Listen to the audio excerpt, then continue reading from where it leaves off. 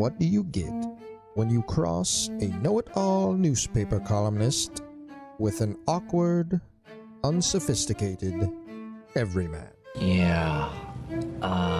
Well, I'm just not sure about that right now.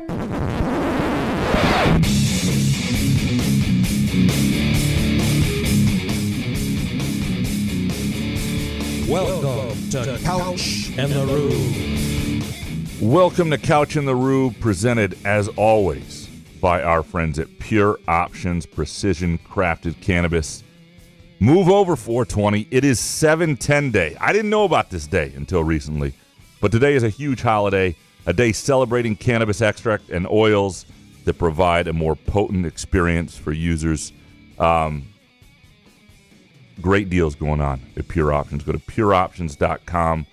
Swing by any of their locations, Mount Pleasant, Detroit, any of the Lansing locations, Muskegon.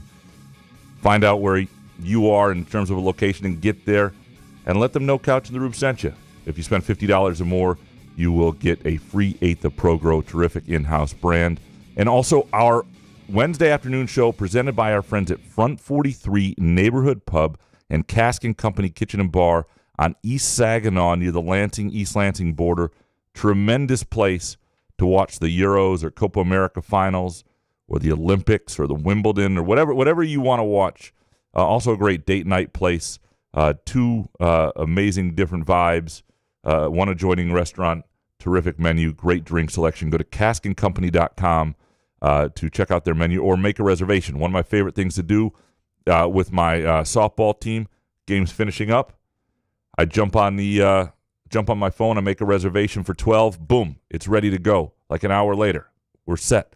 They're great with that. If you want a booth in Cask & Company, it's a great thing to do. caskandcompany.com. Jason, how you doing, brother? Why don't you write something, huh? Why don't you write something? Right up into my rectum, and it was painful. What's up, buddy? How was Frankie Fidler Day yesterday? You got me all excited and hyped. You know, I was reading this morning, I'm like, Frankie Fidler, and you were trying to downplay it a little bit. I'm like, can't happen. Not today. Not on a hump day show. We're going to overreact to some Moneyball today. Let's do it. I was watching, as I'm watching Frankie Fidler in the first game yesterday. That is my thought. I'm like, I'm gonna have to react. When he started shooting from half court and draining them. Yeah. So, best shooter I've seen since Larry Bird. I got to say, I don't want to put too much pressure on the kid. I will say I was recording a podcast with Chris Solari this morning, Spartan Speak for the LSJ. Do you guys really use Phil Collins for that? Phil Collins? Yeah, the In the Air Tonight. You guys do a drum solo. Like Solari was saying that you guys play Phil Collins, right? Well, there's an intro with that Phil Friend plays for us. I don't think it's Phil Collins, is it? I don't think so. I thought that's what he said. I don't know. I was like, man, I guess I have to listen. I thought I'd listen to your guys' podcast. I thought I did, but anyway. I will say Larry Bird's name did come up. And so was Ebling on? The 92 Dream Team. So a lot of things came up. Do you hear that music, piano music? Do you hear that anywhere? Is that just me? I don't know. In my head? It's just my headphones? Okay. As long as it's just me, I'm not. I'm just in your head. Maybe I'm just hearing things. It's the Frankie Fidler music. Anyway. Look. I've learned over the years after watching, as I wrote today, Tum Tum Nairn and A.J. Hoggard look closer to Steph Curry than themselves. After watching Pierre Brooks average 40 a night at Moneyball, and after watching Nick Ward go for 50 twice, that you do have to be careful, right? But what if Garrick Norman goes for 50? I mean, how am I not going to overreact to that? You learn. I have to. You learn what you can take in, and you understand that not all of it may translate. And so, and there are things with Frankie Fidler that I already knew because I'd watched a number of highlights from him, and he's an established college player at a lower level, right?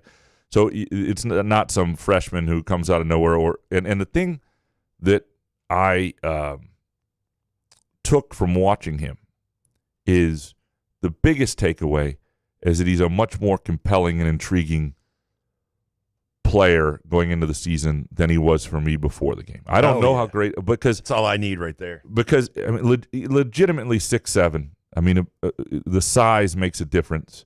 A good secondary ball handler, has a feel for things. You know, one of those guys who can. You know, he had a no look pass that he threw behind him on a catch. I'm not saying that you're going to do that in an MSU game, But what you do Hell see, yeah. I'm going Tony Dombrowski over here. What you do see is you see a guy who has a feel for things. You see a guy who can stretch a floor with a shot. You see a guy who has the size that they lacked last year on the wing. And Jaden Akins talked about that a little bit afterwards with me, and I've got a piece on Akins coming out tonight in the LSJ. One of the things that I think is important when you're covering an event like that and you're trying to get a feel for guys is to talk to their teammates. And the guys that are brought up unprompted, those are the guys that's usually a little more legitimate because they're playing against each other at MSU in a more structured setting with more intense defense every day. And so what those guys say about Fidler and what Akins said about him in terms of having a guy who's a true small forward with that size and that skill set is a real benefit. And a lot of guys have mentioned him. I think he is one of those, like I look at this MSU basketball team as one that I've said this before, that will have that has a higher ceiling than last year, it turns out, because last year's ceiling, I think we recognized at a certain point was a little bit lower than people had hoped, but also a lower floor than last year. Last year had a number of veteran dudes. They weren't going to be awful. They were, and so I think Fidler is one of those guys who helps them reach that ceiling. Like I look at Frankie Fidler as a guy who helps them space a floor. He takes some I don't think he's going to be your leading scorer. Maybe he will be. Maybe I'll be wrong. But he'll take pressure off Jaden Akins. He'll take pressure off of Xavier Booker. And those are the two guys that I think more than anybody will determine the ceiling. Can Jaden Akins be the go-to guy that he wants to be? I talked to them last night about it. He's been waiting for this opportunity back at the two guard. Can he be a leading scorer type, a guy late in the clock that gets you a bucket? Can Xavier Booker be the player in college that I think eventually he'll be in the NBA? Those are things that I think it helps to have another veteran guy with size as a floor spacer, can handle the ball. And then the other two guys I think who matter most for that ceiling are Jeremy Fears Jr. and Jackson Kohler, to a little bit lesser degree, a little bit different. But lots of guys with lots of questions. But I think Fidler helps everybody. That's what I think. He's just a glue guy is the wrong word because I think he'll be too productive for that. I said earlier 12 points, 5 rebounds, getting to the line, shoot 36, 37% from three. I thought maybe there's another gear than that. But if he is that, I am very confident. I'm more confident today that he's at least that after watching last night. Let me ask you a question because I did read your, is it a column story? Can I just call it? Every time I say column story, I think you just look at me weird. But you were talking about veteran leadership and how it's a changing of the guard and there's going to be a younger core group. I think this team might miss Malik Hall's kind of veteran leadership if you could somehow have him next year, right? Like a guy like that. Who's going to be the guy, the veteran leader-ish kind of in that locker room? That's the concern. I think looking at the roster for me right now. So the guy who, and this was told to Solari point blank, Trey Holloman said, that's me. Mm-hmm. And last year when I talked to Trey Holloman, he was sort of waiting for this opportunity. He was waiting for guys to move on. You had this extra year. Half the lineup was 23 years old, including Hogard, who started college at 22, graduated high school at 26. I don't really understand how the math works on these guys anymore. But anyway, he had been. It's hard to be the guy in that role when you're not just coming off the bench, but so many of the guys who are in the lineup with you are 3 years older than you. They've been around forever. Like it's a weird dynamic. And what'll be interesting is I do think Malik Hall on the court had value in organizing guys, and that's easier to happen from the back line when you're a power forward than it is from up top. But I have no doubt that Trey Holloman sees himself as that, and you can see that Trey and Jackson Kohler, there are a number of guys that I think they've been waiting for this changing of the guard. This used to happen. It still happens naturally in college basketball. But it used to not take 5 years for it. Guys used to, and I'm not saying that all these guys were ready for it a year ago. But I do think Jaden Akins, Kohler, Holloman, there is a but what about like Fears, though? I mean, kind of your point guard. You want him to be a he's a natural leader too. And he wasn't there last night. He did play the previous Thursday when they had games, and I wasn't there. And he's a natural leader, and I think so. I don't think leadership will be a problem for this team. The question will be level of play. I think this team has good chemistry. You can tell they seem to like each other. A couple guys talked about that. Kohler seems really happy. I think he's happy to be healthy and get another shot at this. I think the guy that they really had high hopes for him and Booker as a tandem last year. I think they're excited to see that this year with those two guys a year older. But I don't think leadership will be a problem. The question really will come down to, do they have guys who are top-tier Big Ten level guys who can, win in college basketball at the highest level? And we're not going to know that until September. I think Frankie Fidler helps that. He increases the chances that they are more of a ceiling team than a floor team, because I think he helps everybody there. He takes the pressure off Cohen Carr needing to develop or Garrick Norman needing to play a huge role. I think it wound up being a really good get. Now, whether not getting somebody like him at the center position comes back to bite them, we'll see. Because one of the things that, you can have great depth at center, but it doesn't do you any good to have the best third-string center in the Big Ten. You only really play one at a time. You need somebody on the floor at all times that gives you a chance, and that we don't know yet. And it doesn't have to be the same guy in every matchup. If you've got two guys and you're able to use them, and I do think even though Booker is only playing the 4 right now, and I think the intent is him only at the 4, I do think there are scenarios where he becomes the 5 later in the year in certain matchups when you think about I think it's impossible for him to never play the 5, right? Trying to get your best 5 on the floor. If that emerges differently, if Trey Holloman becomes somebody who's impossible to keep off the floor, and you're talking about Jeremy Fears and Jaden Akins also being on the floor, and Frankie Fidler's, you know what I mean? Or maybe it's Cohen Carr, who told me yesterday that he's splitting time in practice between the playing with the bigs and playing with the guards. So he's going to play some 4 and some 3. Depending on matchups and who evolves is sort of your best 5, your best lineups. There's no way that a guy like Xavier Booker doesn't see some 5. I don't think. Right. Yeah, no, it was it was the usual. You get a little, you got to be careful not to overhype Moneyball. I had to look at my watch to see what the date was of Frankie Fidler. July 10th, right? When's the season start? I just don't want it to be Joey Hauser 2.0, right? Like, he's an unbelievable shooter, and he comes in, and then everybody's like, wait, what happened? Yeah, that's fair. But I think with Moneyball, we'd always goof on it, like these guys shooting, scoring 50 points or whatever. But as someone that has watched basketball, played basketball in my life, you can watch guys and go, yeah, this guy's got something, right? Like, there's something to it. So you can see that at Moneyball. Maybe not take away from the stat sheet of some of these things. But I will say this. Frankie Fidler's 45 points and the way he played his game looked different than Pierre Brooks' 40 points. And Pierre Brooks had a nice year last year at Butler. I'm not saying he didn't have potential and things just didn't work out. He's not a talented player. But it was just a little different in the way it happened. Frankie Fidler seems to have a little bit of an edge to him. I think that the guys really seem to like him. What do you mean by edge? Like he'll talk shit or? Yeah, he's competitive. Yeah. And which is what you want. And those games, like I'll say Tuesday night, and if you haven't gotten a chance to go, Desmond Ferguson did a real nice job with the rosters because there's some really good players from Central, a couple guys who really stood out there as well. And the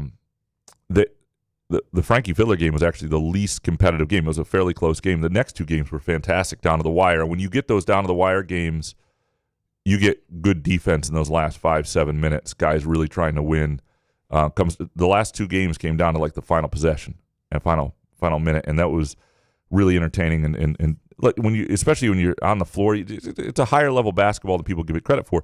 What you don't have is the intensity of defense that allows you and the consistency of quality player at every position and matchup that allows you to get a full read on guys. That's what's missing. That's why you can overthink stuff. But that's also why guys get confidence. Like Tum Tum Nairn had to hit those threes at Moneyball. It wasn't like the hoop was, lower for him because it was Moneyball. Right.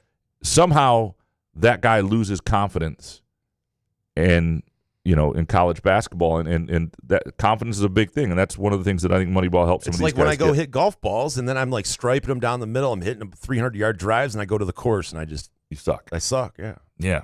It's understandable. Yeah. So no, it was illuminating, I thought, to a degree. And I will, I'm not. When's the next time Graham Couch is going to be there? Next Tuesday. Next Tuesday. Are you going to talk to Desmond about maybe playing? I'm not going to do that to Desmond. Because, first of all. Do we need someone else to do it so you don't feel like if someone else did it and then Desmond contacted you saying, hey, Graham, would you like to play? I think you just don't want to be like, hey, Desmond, can I play? I understand that. Because I respect Desmond, and he's trying to keep it a legitimate league, and one of the things he has requirements. Oh, please, you're not going to play a full game. Just need you to hop in there for a run up and down or something, He has requirements that you are actually played college ball, played professionally, like it's a pro-am. It's right. Not, So do we need to talk to, what's your guy, the NBA, Grant Long, for a vouch? I mean, you could have played in Europe or something. You're not, this isn't just some random scrub here. This is a guy that plays on a weekly basis. I just need a paycheck. I think if I get a paycheck, then I'm technically a professional. Okay. So I need what, like $1? It doesn't matter. Okay. I just need to technically have been a professional basketball player. So I need to contact a team for a check for $1. Yes. Man, this is a long way to go for this, but I think it would be worth it. It'd be worth the bit. Yeah. I just to watch you in pregame, it would be worth it. If you're nervous around James Edwards III, I can't imagine if people show up and then there's other basketball teams. I've had moments. It goes back and forth. If I'm playing well, like I played in a charity basketball game once in Freeport, Illinois, against Chicago Bears guys, like former. They do that thing where the Lions. Herman Moore comes and plays against guys. I played in one of those too once in Owasso. In Freeport, I played against former Chicago Bears in 2004. And I shot the piss out of the ball. It was great. But it was in front of a lot of people, and you just get a little bit of confidence and you feel good. So where does shot the piss out of the ball come from? Because I just, whenever you say it, I just go, eh. It doesn't sound right? I don't like it. I don't know. Okay. But I mean, is it like an old school basketball term, like shoot the piss out of it? I know you like those old timey terms, but. I don't know if I love that. I love that. I'll stay away from it. But I'm saying before the game, like when I would play in those Gus Mackers or whatever tournament, whatever they would have, the Red Hacker, I would get so nervous and I would shoot in the practice rounds. I would shoot over the basket sometimes or just rocket it off the backboard. I was just a bundle of nerves, and then you get into the game and you kind of get into it. But that's the worst part is the warm ups. Yeah, I was usually trying to scout the other team too. So I was so scared. As an adult, you figure out who can't shoot and how you're gonna. Because in 3-on-3 basketball, if somebody can't shoot, you don't guard them. That's the thing I didn't learn until late. Because if they can't, they're not a threat away from the basket. It's not full court basketball. They can't run away from you. They have to come to you every time. That's the big lesson if you're in a 3-on-3 tournament. If somebody can't shoot, you don't guard them. Nothing scarier than watching someone back 10 feet off of you, right? It's insulting. It's underutilized in defense. And it's what used to happen, cycling back to Moneyball, to Tum-Tum in real games, right? It's what happened to Cohen Carr. Like Cohen Carr, I talked with Cohen Carr for a little while last night, and I'm going to do a piece on him later this week. Mm-hmm. He's very aware of the steps he needs to take and what. I would hope so. And, yeah, he needs people to respect his shot and respect his ability to take them off the dribble. And without those two things, he's just a highlight machine. Now, and you can even tell, he still enjoys putting on a show for people, but he was different at Moneyball. He's last year he would do these things where he just sort of jogged up the court with little steps and then took the ball and dunked it. It's all he ever wanted to do, and I think he thought his, I don't think it's all I want to do. I just can't do it. Right. I don't blame him. But he was much more complete player last night in terms of defense and making. He played in a game that was down to the wire too, and his dunks came less on wide open breaks and more in cutting to the basket and rebounds and now they're still.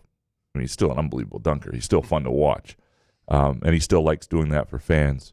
But yeah, he's a self-aware guy, and that's one of the things. I talked to Xavier Booker. A bunch of us did last night. Xavier Booker is a very, very thoughtful. He's always been good in interview settings. But one thing I like about Booker, and he's not quite to the level of Xavier Tillman or some of the best people ever at this, but he really listens to you. Like, he listens to the question. He's not spewing what he thinks his coach speak, what he thinks people want to hear just to get through the interview. He's listening, and he's being thoughtful, and he's giving you an answer. It's going to be great to chat with all year. But I think it also that gives you better insight into where he is and what he is. And, I mean, it's clear physically he's changed quite a bit. The question is whether he plays like he's changed physically. Like, I think he knows what he needs to do. I think he's going to play a lot. He's going to hit a lot of threes.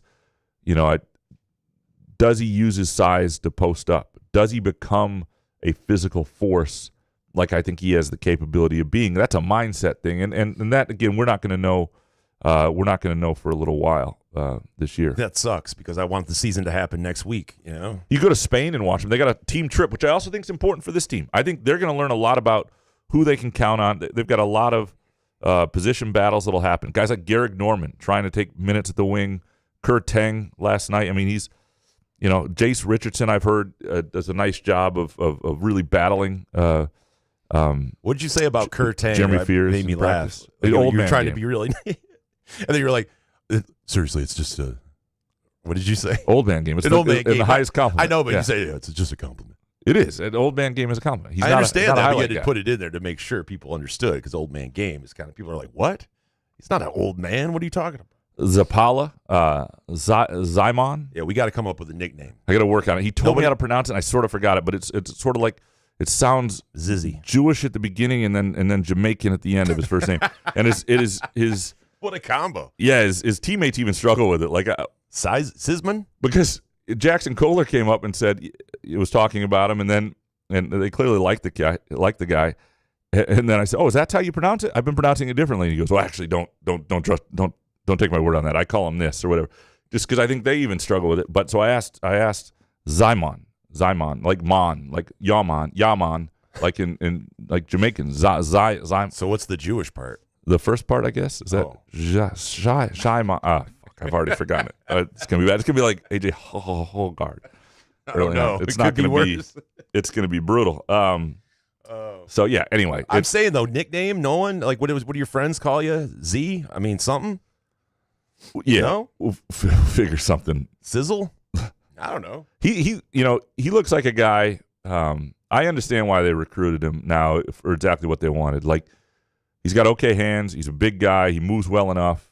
I think you're in trouble if he's he was not a big minutes guy even at his last stop, but he can get you through some matchups. He can get you through foul trouble. He can play. You don't want to be playing more than maybe 12 minutes a game of him, and maybe he won't play that much. I mean, I think the dream for them is that the other guys have taken a step. But he seems like a really nice kid. I think this is a team that seems to like each other. Jace Richardson, fun energy to him. He's going to be fun to watch. I think he has a chance to develop into something that's a really complete player over time, and he's fearless. It might take him a minute, but I think he'll see some time this year. Jesse McCulloch, I would be surprised if he doesn't redshirt. Like, you can see where there's some offensive skill and he's got some size, and you want to keep recruiting those guys because junior Jesse McCulloch could be a really valuable player. Redshirt sophomore could be a really valuable player. But I don't think you want to lean on him yet, especially on the defensive end just yet. So, it was, 92 Dream Team was what I said earlier. It's one thing I love about covering Michigan State basketball, and it's my favorite part of the job, and I love about covering college sports, is the players change over, the storylines change. Just about the time you get tired of covering somebody, there's somebody new who's in a leadership role. There's freshmen. There are people who are happy to talk to you just when they're sick of you. And the extra COVID year sort of tested that a little bit. And we're back to the other way, and it's a team that I think people will enjoy watching. It's a team I think people will enjoy as people, and the question is just how good they'll be. That's hard to know, but Frankie Fidler was definitely a good addition. Let's go. All right, should we take a quick break? When we come back, we'll have Shawn Windsor. We're going to talk little Cade Cunningham's contract. He wrote a column on that. Pistons have a new coach today. Tigers, Lions, and some MSU basketball with him, and then we're going to dig in some other things after that. Couch in the Rube, presented by our friends at Pure Options, Precision Crafted Cannabis, and our Wednesday afternoon show brought to you by Front 43 Neighborhood Pub and Cask & Company Kitchen and Bar near the Lansing-East Lansing border. One of the underrated patios in the area. Great happy hour specials. Go to caskandcompany.com.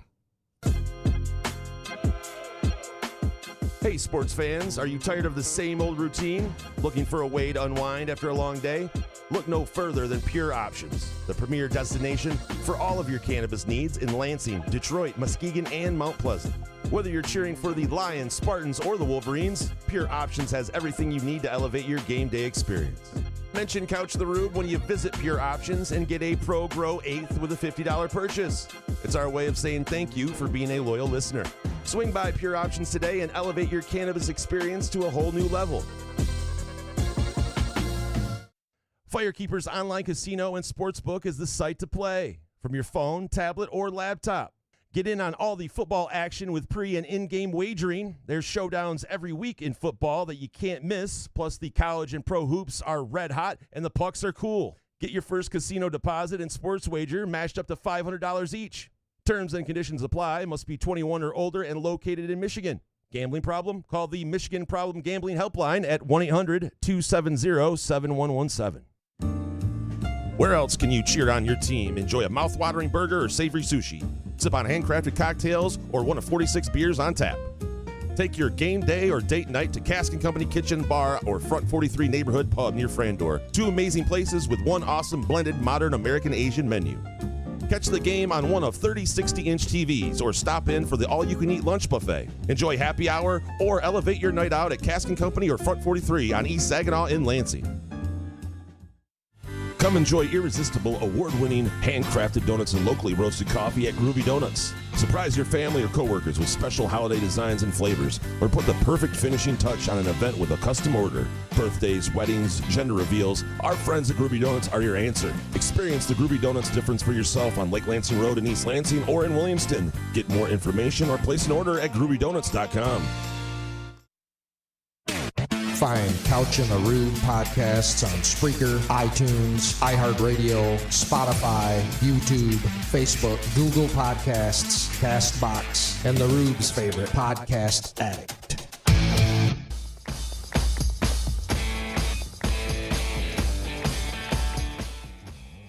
Couch and the Rube, presented by Pure Options, Precision Crafted Cannabis, and our Wednesday afternoon show brought to you by our friends at Front 43 Neighborhood Pub and Cask & Company Kitchen and Bar. Pleased now to be joined by my good friend and Detroit Free Press columnist Shawn Windsor, who is fresh off the J.B. Bickerstaff press conference, the new Pistons head coach. Shawn, I miss you, my man. Well, same, Graham. It's good to hear your voice. It's been a while. It has been, yeah. No, I feel like we're owed like an outdoor barbecue or something at some point. We need to get together soon. Wanted to talk to you about a number of things today. Little MSU basketball, little Pistons, maybe little Lions, Tigers, but we can skip the Tigers. Yeah, I think we're all feeling that way. The Pistons, though, Cade Cunningham locked up 5 years, $225 million at least. You wrote a column on this is a contract they sort of had to do, and they're banking on him being worth it. And I agree. I get nervous in this day and age of the idea of like the Franz Wagner deal makes me nervous with what he got in Orlando, because in a second apron world, if you're going to pay somebody like that, they better be a one or two on a championship team. But the Pistons are still in the business of Cade Cunningham and hoping he becomes that. Absolutely. It's not just Franz Wagner. I mean, you got the same money as Cunningham, right? Which is kind of crazy to think. Scotty Barnes in Toronto, part of the same draft class as Cunningham, along with Wagner, also got the 5-year, $225 million deal. It's just it's speculation on these teams' part. They kind of feel like, especially for markets like that feel like they have to draft and develop and then hold on to their guys, and so they extend them early. I mean, I know a lot of fans are like, well, wait till he shows you one more season, right? Get into that fourth year, but then you're taking a chance. They're just a restricted free agent, but still, you're taking a chance you could lose them for nothing. And if you want to say, okay, we'll trade him now for assets, maybe take on a bad contract and get some picks, then you're banking on lottery luck. Yeah. And what is that? I mean, to me, this is a smarter gamble that Cunningham to bank on Cunningham than it is that you're going to get Cooper Flagg next year or AJ. God, I forget his last name. The following year, I mean, who knows? They might be in the lottery and getting lucky anyway with Cade. Yeah. But if you're playing that, Graham, I just look at the last 2 years. They were the worst team in the league, and they ended up picking fifth.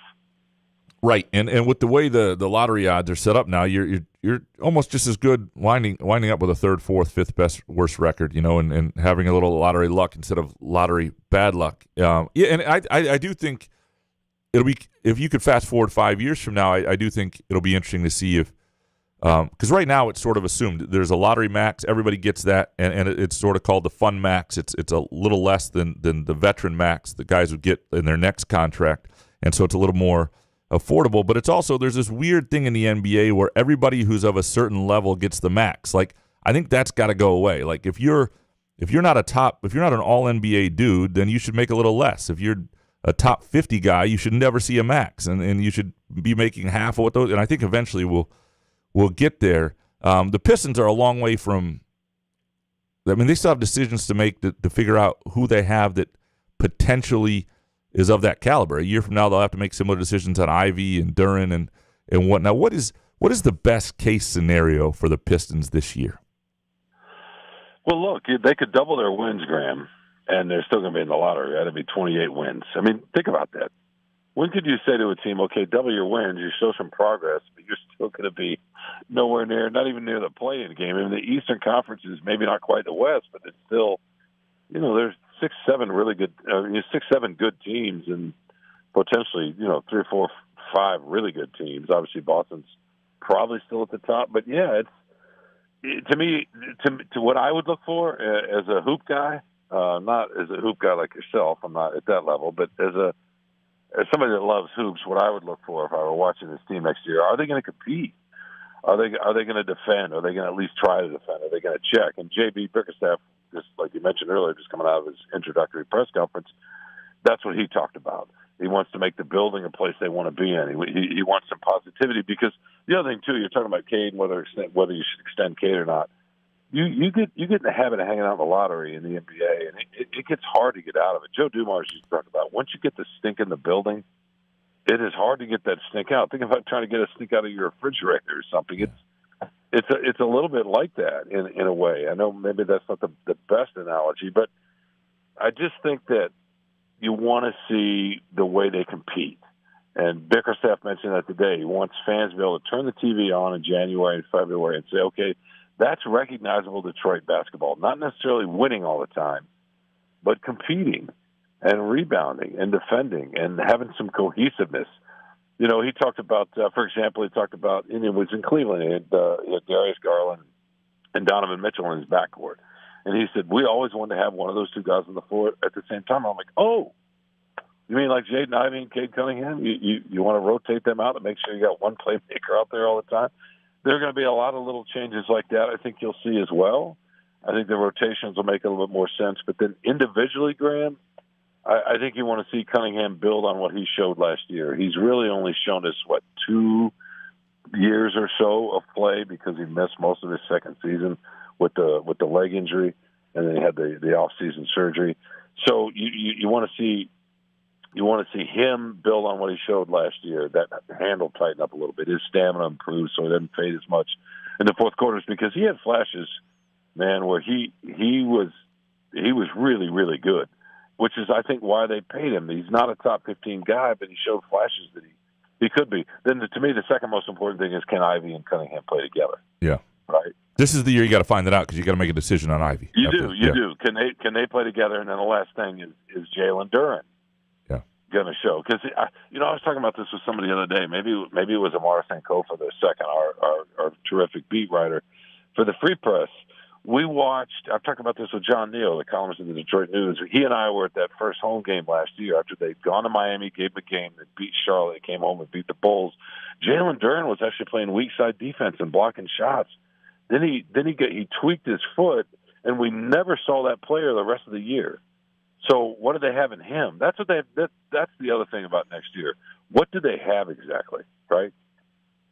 Yeah, and the only advantage to it, everything that's gone wrong, and it taking more time to figure that out, is that you did just have a weak draft class, and we'll see what Holland turns into and whatnot. But the next two are supposed to be really good. Next year, you 1 through 5 really good.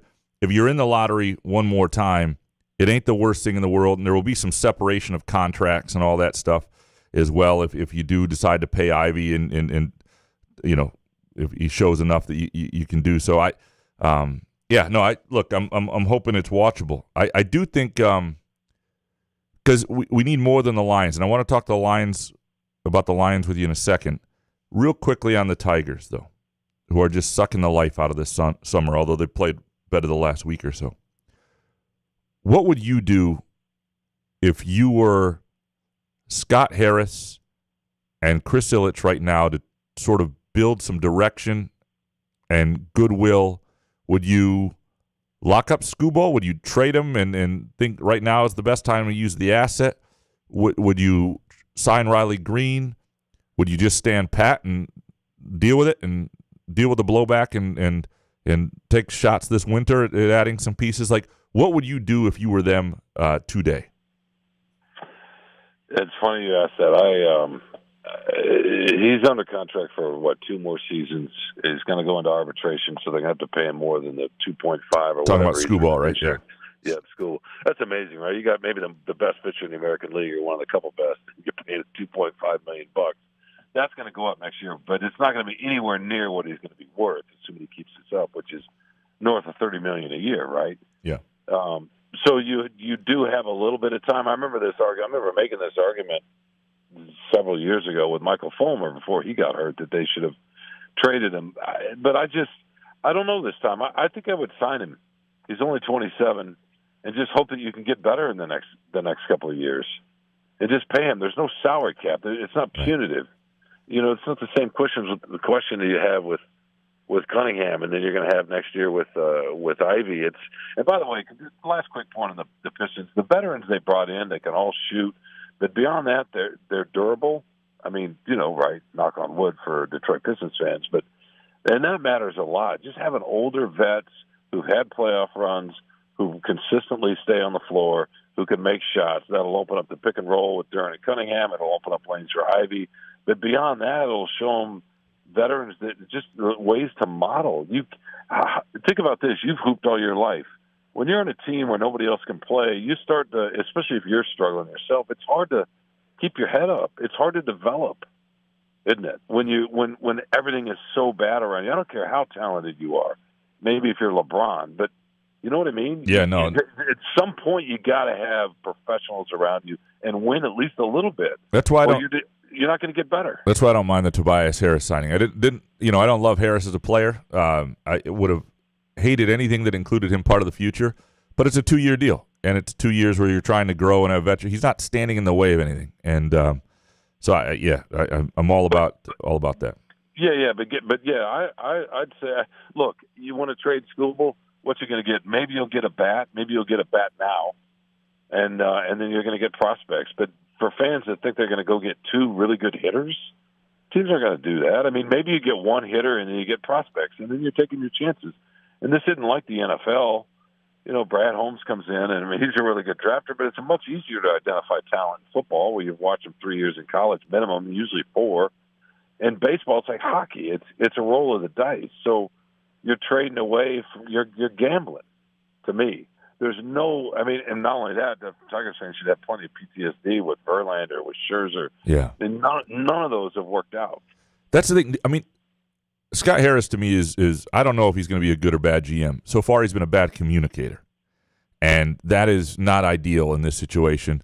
And Ilitch badly needs. He's got and just badly needs to show people that he's willing to spend at the level it takes to compete, because I don't think people trust that either. I mean, I think both those guys could use a moment here where they do something and sort of perk up the fan base and make people believe and give people a little something to pay attention to and hope. Because in about a month and a half, the Lions are going to suck the oxygen out of the room again, and nobody's complaining about that. When is I mean, you covered last Lions season and all the the readership, the intensity of it, the enthusiasm that's happening. What do you think this year is going to be like? They stay healthy. If they stay healthy, I think they're going to make a run at the Super Bowl. I mean, they're really good, man. Their roster, they got one of the best rosters in the NFL. Yeah, it's kind of crazy to say that, but that's objectively true. And Jared Goff may not be Burrows or Mahomes or whatever, even Allen, or I don't know. I mean, I like him more than Jalen Hurts, but he may not be quite one of those guys. But that guy's good. He's in some ways he's underrated. I mean, he processes the way he sees and processes how accurate he is, and he's surrounded by a lot of talent.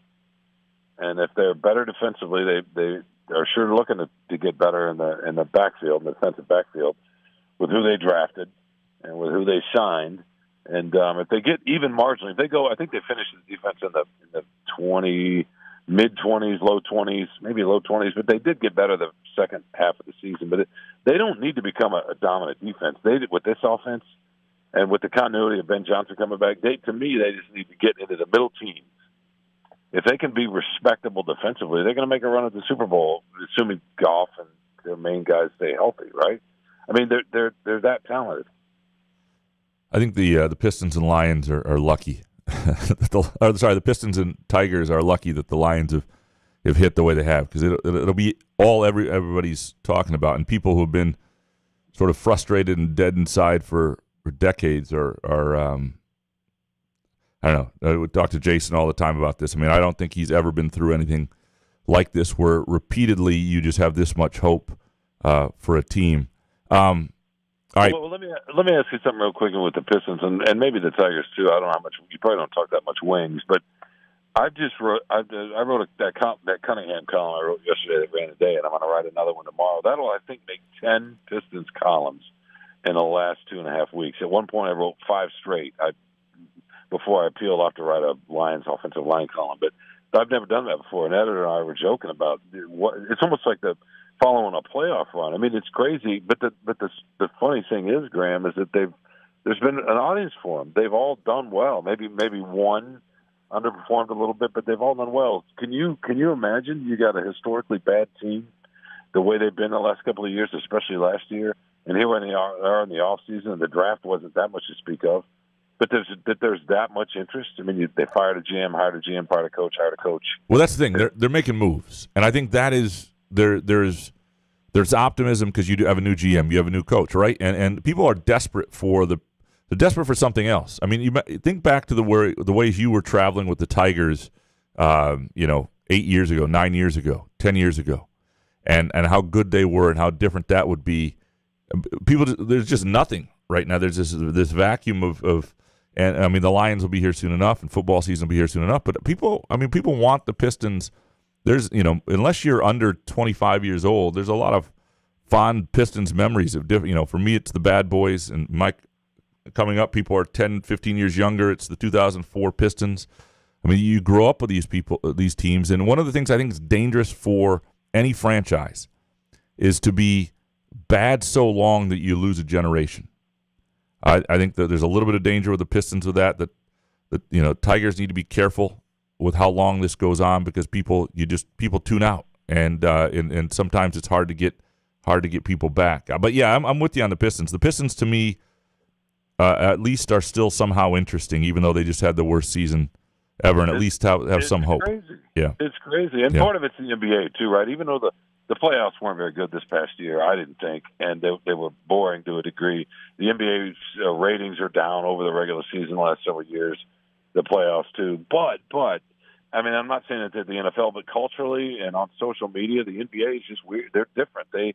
People are interested, even though they don't watch the games. They might watch highlights, but there's a celebrity factor to basketball that there's not with baseball or hockey, especially. Or even some with football. I listen to NBA podcasts year round. I only watch the NBA in the playoffs, but I will listen to NBA podcasts through the football season even, and I don't listen to NFL podcasts right now. I don't care. I mean, we were talking about this the other day. Our biggest, other than Tiger Woods and maybe Tom Brady, maybe Peyton Manning. You know, the biggest sports stars of the last 40 years. I mean, the biggest one is Michael Jordan, right? Yeah. Tiger's probably right there with him, but they're almost all basketball players. Those are our worldwide celebrities. You know, Magic and Bird. I mean, LeBron right now, right? Steph Curry. Baseball and hockey don't have that. Even football doesn't quite have it. They have it with maybe Mahomes now, and they obviously had it with Brady. But, yeah, there's something about basketball that just connects internationally and is part of the celebrity culture and the dating of the movie stars. It's just funny how that works. Well, it's also now it's the world's second biggest sport by a long way, right after soccer. And it's, you look at the top 4 guys and the All NBA teams are all foreign now. So there's a lot of worldwide stuff. Before we go, want to talk just a little bit of MSU basketball. We opened the show talking about MSU after what I saw at the Moneyball Pro-Am, which is, you got to be careful with the hyperbole and hype that comes out of that. But you're somebody who's been plugged into that program for a long time, and one of the things I sense is sort of a healthy changing of the guard that was needed, and a team that's got a higher ceiling but a lower floor, but is sort of excited about itself a little bit. I'm curious, when you look at this program and this team right now, what you think of the possibilities for next season. I think they might be sneaky good. It's funny you say that because I'm hoping to get to see them here in the next couple of weeks, maybe in a practice, and kind of sit down and talk, and get to know, I actually know Saudi Washington a little bit from covering in Michigan, but yeah, no, I just think it's some new ideas. They shuffled some folks around. I know. Look, I'm not going to disparage any of the assistant coaches, but I think you need that sometimes. He needed a reset there too, as much as on the court, don't you think? I've not seen Fidler play. It sounds like you have. I need to read your column, by the way. But the pieces might fit a little bit better in a way next year, right? And they got guys that could take steps. They're going to have an actual NBA talent, NBA body, or NBA player. With Xavier Booker. No, yeah, exactly. That's and they haven't had that's that. It. Yeah, that's it.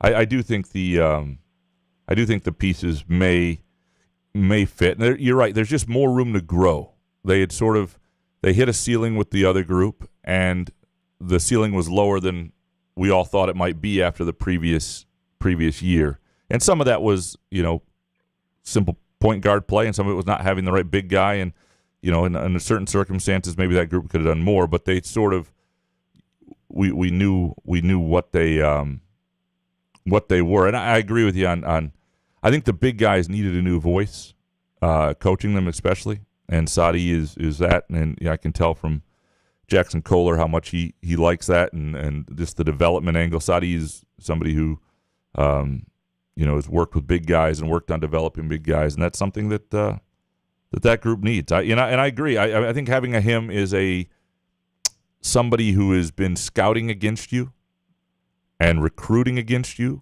for the better part of 2 decades is valuable to have in the program, and who's been identifying your weaknesses for a long time and identifying your strengths, and is respected in that sense by Izzo. So it'll be interesting to see. Hopefully. Oh, go ahead. Hopefully we'll get you up here for a few more games next year. If the Lions can go like 6-11, then you'll be up here in November. It'll be good. I'm definitely going to be up there more. It was kind of crazy. It wasn't just the Lions. I mean, Michigan football went on a national title run, right? So combined, it was kind of crazy. That's never happened before. I've never not been up. January was the first time I was up there. Maybe even late January. Yeah.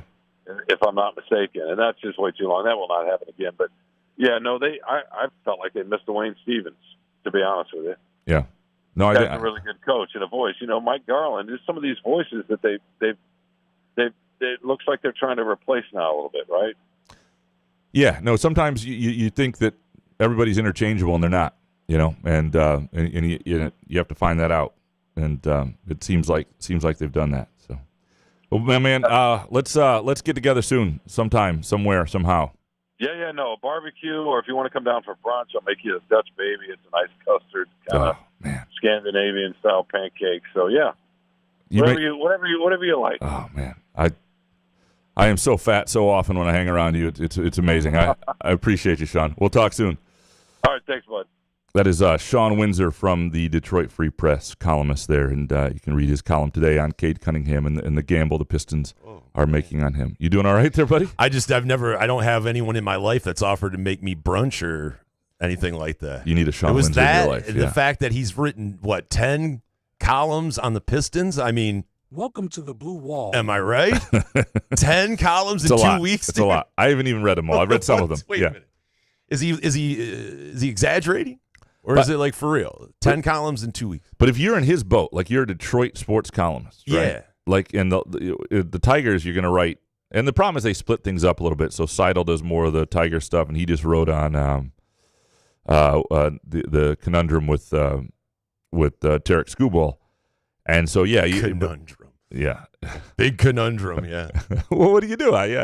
No, I know, but I mean, it's just you pay Skubal, and back to the Cade thing. It's like, I understand what you guys are saying. It's just not as exciting signing Cade to an extension going into, coming off another terrible season like that. I think it's a no-brainer. You have to sign the guy. He's your point guard for the future, right? Yeah, but it's like with Bickerstaff, to be honest with you, when you said we're going to have Windsor on about after the Bickerstaff hire, I'm like, oh, yeah, that's right. They hired Bickerstaff. Yeah. So it's like, I don't know, man. And I do think there's you still think he's potentially a guy who's a 1 or 2 on a championship team, so you have to pay him at this stage. And the NBA offseason is really interesting. Yeah, it's fast. Like you said, I don't watch the regular season either, just the NBA playoffs. But during the offseason, there's constant stories coming out of the NBA that you're just like, wait, what? So you have to follow. If you love sports and you love basketball, no matter what you think about the regular season, the NBA is still amazing to pay attention to. He didn't really answer my Lions question. Yeah, he did in a way because I didn't ask. He did because it's like, well, what do you think they're going to do this upcoming season? Like, fuck, they're going to make the Super Bowl. Well, but what I was trying to get a sense of what it's going to be like. Like last year, you remember the feeling coming out of that Chiefs game, but nobody really believed it or knew. It was sort of learning to believe as the season went along, right? This year, everybody's coming in believing, and hopefully that doesn't mean a deflated balloon, so to speak. But so be it. I mean, if that ends up, I just think this team is going to be built for a long kind of run here. I know everybody has trepidation because we're Lions fans and that's what we're used to. But I would hope if, barring any injuries, we have another run in the playoffs that the mentality starts to change. Like, we deserve to be here, right? Players actually want to be here. Well, so that's the excitement for me. I like Jordan sends me hype video, like Lions highlight videos. Sometimes I'm like, fuck, dude, let's go. I can't wait for this season. So and even the players, I think, believe at a different level than they have in a long time. And it's interesting because we act like, sometimes there's a chasm between fans and players in terms of the way a franchise is thought of or whatever. But players thought of the Lions the same way we thought of the Lions in terms of just being a place people didn't want to go, a organization that wasn't going anywhere. And there's an interesting clip from Amon St. Brown, who was on The Pivot, the podcast with Ryan Clark just this week. You want to play that a little bit? Yeah. To be such a huge part of what's happening in Detroit with that team. I remember getting drafted, seeing the 3-on-3. I said, the one team I told my brother, I do not want to go to is Detroit. I want to go to the Pack. I want to go to the Packers, play with him or Aaron. Go to the Chiefs, play with Mahomes. Cowboys, any of that, a big team, go quarterback. And I saw the 3-on-3. I said, it's over with. I don't know what I'm gonna do. It's gonna be in the middle of nowhere. Team isn't good. I probably know 2 players on the roster. It was terrible. And me going 4th round, it was all bad. Middle of nowhere. I mean, yeah, Detroit, but live in those suburbs, it's pretty nice back there. Yeah. Anyway, yeah, but I mean, that was the mentality for a lot of free agents, and that's why it's so unbelievable now. That's what I mean. When after the season ended and we had Twitter question Friday or whatever, and people were like, well, next season it's, that was fun, but next season's going to be ass or something. I'm just like, well, what's this mentality? Because if the player's mentality is way different, I think ours needs to be different as well. Because it was true. 5 years ago, Players did not want to come and play in Detroit. Yes. But now listen to Amon-Ra St. Brown and Dan Campbell, and it's just completely different. And I just think this season, as Lions fans, we need to change our mentality. Yeah, St. Brown talking about just how much that whole the group that they came in with. And I thought he was a great pick at the time. I didn't know it was going to work out quite like it has, and nobody knew Dan Campbell was going to be the motivator he's become, or from the coaching staff, the offensive coordinator, or Goff was going to develop. So much has gone well, and then they've drafted really well, and it's the thing. And that's the key. Brad Holmes. Dan Campbell should get credit, but Brad Holmes, to be honest with you, just hitting, draft pick after draft pick out of the ballpark, it's so underrated, because I know that we're used to Brad Holmes now, but past GMs, Mayhew, Millen, and all those other assholes, it's just like it's finally great to have a competent, some competent people running that. Do you remember the last time the Lions made you feel anywhere close to this? Like the last time you had this much hope, and we've had false hope before, so there's been hope. I'm not saying there hasn't, but do you remember a time where you felt like this? Not at all, because back in the Stafford years, Calvin Johnson years, even the Barry Sanders years, there were times where the team looked absolutely pitiful. And I'm not saying the Lions look good at every instance. It's obvious, long season, teams are going to look bad at spots, but I'm talking like the incompetence from the coaching staff, from some of the players, and you could tell some of the players, obviously Matt Stafford wanted to be there, but you could tell like free agents didn't want to come to Detroit. So you knew in the back of your head you wanted to believe and you would buy in, and that's why. And then you'd have the football taken away from you, if I can use an old analogy. But it's just now it just feels completely different. And I think it's obviously witnessing a home playoff win and the 49ers loss took a part of my soul. But I think this season it changes the whole dynamic of mentality and everything else. So I don't think there's ever been a point where I trusted the Lions the way I do now. Right. And rightfully so, though. And rightfully so, because of ownership and certain things surrounding. It's just, why would you trust it? It was just an absolute shit show, and they hit it out of the park with Brad Holmes and Dan Campbell somehow. So I can't wait. I can't wait for all this. With just baseball now, you just realize, like, oh my God. Well, let's end on a downer there. Let's end with the Tigers a little bit. And when's the last time, like, the Tigers? Maybe the better say, what would it take for the Tigers to make you feel something again? Like what get rid of Javi Baez. That would do it. Yeah. Get our owner having a press conference and telling everyone for the rest of the season Bally's app will be free. That would do it. Something like that. Okay. Talking about Skubal, the future of the Detroit Tigers organization and what he plans on spending for this team in the future. Because to be honest with you, when we watched the game last night, and it was another downer in extra innings, but if you don't bring Skubal back, I just don't know what you're telling your fan base. I don't care if you have to pay $300 million or whatever. But if you sit there and you want to hold out and you want to get him on nickel and dime Skubal, well, who's his agent? Boris? Yeah. He'll make you pay. You got to pay. Like, I can understand if you want another year of stringing him along, but it's not a good idea. So I think this year is partly a tax on past sins. The Skubal is partly a tax on past sins. Mm-hmm. What I mean by that is if the Verlander trade had gone well, if they had gotten rid of Michael Fulmer at the right point, or if they, say previous times they had unloaded top talent had really produced, there would be a little bit of a faith, or at least you wouldn't have the scars. And you'd say, okay, well, if this is what makes sense to do, if they're going to be able to go get a true middle-of-the-lineup major league bat and two really good prospects that are then okay, let's have that discussion. Yeah. The problem is it's never paid off. It's never paid off. And to me, in a non-salary cap sport, when you may have a 27-year-old who may be the best pitcher in the game, and sure, every pitch could be his last. He's had 2 major arm surgeries, and you never know. But to me, if you go out and you sign him and you say, this guy's the cornerstone of the pitching staff, we want to have an ace on the mound every time, every fifth day, as we try to make a run over the next 5 and 6 years and become something in his prime, then people all of a sudden would say, okay, that would be Pudge Rodriguez. That's what that would be? If you sign Skubal, that would be the same feelings as the 4-year, $40 million Pudge came out of nowhere. Yeah, it was good. But he was like the backbone of those teams back then. But I just think the bigger problem, I know Skubal's the major thing, but I honestly think it's the Javi Baez thing, because I don't understand it. And you can have AJ Hinch in post game pressers talk about how he's a team guy and he'll make a play at shortstop that'll dazzle, but then he'll hit into a double play, and then he'll do something else stupid. It's like, why do we have to have this guy on the team? I don't think he helps the team whatsoever. What was the thing that happened yesterday with Baez, too? Baez, I think, was this the game yesterday. Now, this is the Cleveland. When I first heard it, I'm like, there's no way Bally's. So anyway, I thought it was Dan Petrie who was critiquing Javi Baez, who got hit last night, and I'll just play it. Javier Baez, he got hit. I tell you what, Salem's just all over the place. Baez chirping. Look, Javi, you're hitting way under 200. Nobody's hitting you on purpose.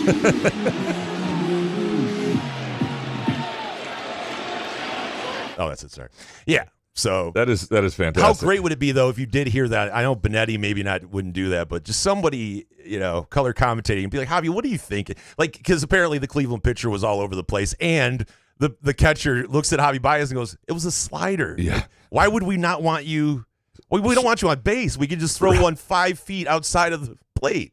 It's amazing It's how just like things like that is what I'm saying. Historically bad hitting numbers. Like, what are we doing? And the 2-year contract with Maeda now, I mean, you're going to have to bail on that. I got to say, Maeda, whatever. Games. I'm saying, but Javi Baez has been historically bad. Everyone says how bad he is. Yeah. It's like, why is he still in the lineup? Put a young bat in there. Anything. I would take anyone over Javi Baez. I agreed at some point showing the willingness to cut bait would do a lot of good.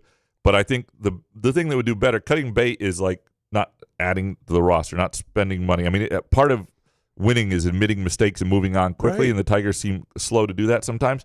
But it's not a Monty Williams mistake where you have to pay $120 million or whatever and not get anything back for. Well, I understand, but I'm saying the Javi Baez thing. It's like, okay, get out of here. Yeah, there's, like you said, like we all say, there's no salary. And what I meant by the Pudge thing is when Pudge first signed, you remember that feeling out of nowhere, like, oh my God, the Tigers are something. Like it was like all of a sudden, like the offseason of 2004, whenever it was. But the other part of you was like, okay, what's going to happen? Pudge out of his prime or whatever. But yeah, he was great. It was unbelievable. He was the cornerstone of that whole little run there. And sometimes you got to make that first move and take that chance. And Screwball, Riley Green, they're going to sign at some point. I don't think that. If you don't, then I'm really fucking out. Yeah, but Screwball is the one that would signal to people, dude, you mean business. Yeah.